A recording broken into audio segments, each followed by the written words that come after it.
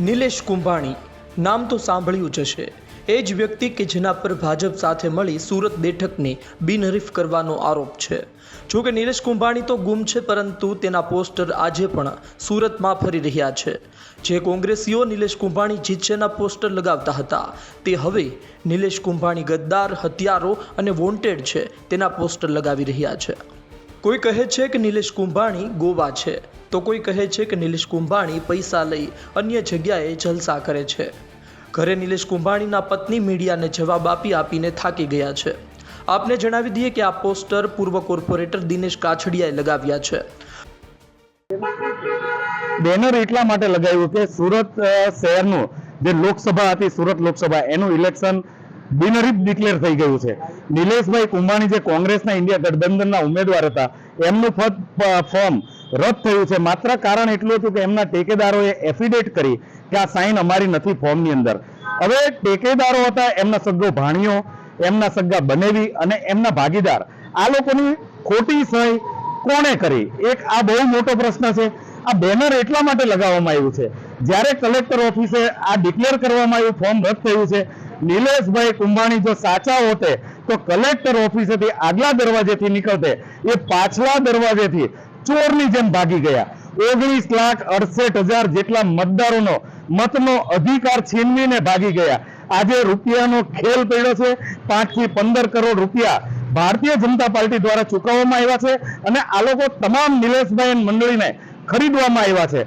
સુરત શહેરના જે વોટર્સો છે 19,68,000 એ વેચાયા નથી।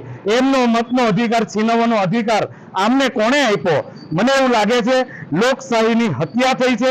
અમારી એક જ માંગ છે કે આવા ચોર કંપનીને લીધે અમારા મતનો અધિકાર છીનવી કઈ રીતે કે, એટલે અમે નિલેશભાઈને ચેલેન્જ કરીએ છીએ, ભાગેડું જાહેર કરીએ છીએ। જો તારામાં તાકાત હોય તો સુરત શહેરમાં તારે રહેવું જોઈએ।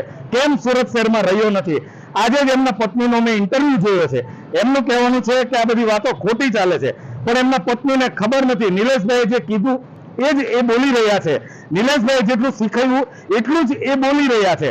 જ્યારે એમના સંબંધીઓ ટેકેદાર હોય, એમના જે ડમી ઉમેદવાર છે એ બી એમનો જ માણસ હોય, તો આ લોકો એફિડેટ કરીને ફરી કઈ રીતે જાય? માત્ર ને માત્ર રૂપિયા ચાલ્યા છે। સુરત શહેરની જનતાનો જે 19,68,000 મતદાર હતા, એમના મતના અધિકારને હત્યા કરી છે એવું મને લાગી રહ્યું છે। એના વિરોધમાં અમે બેનરો લગાવ્યા છે।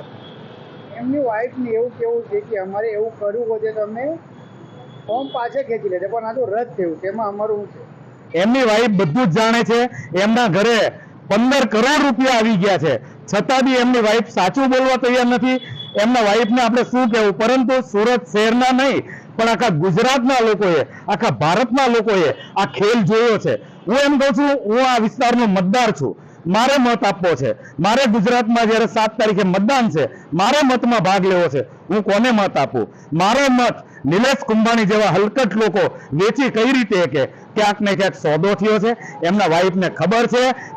હાલ તો નિલેશ કુંભાણી પર લોકોને ખૂબ જ ગુસ્સો આવી રહ્યો છે। જોવું રહ્યું નિલેશ કુંભાણી ક્યારે મળે છે અને પછી શું કહે છે। સંજયસિંહ રાઠોડનો અહેવાલ, ગુજરાત તક, સુરત।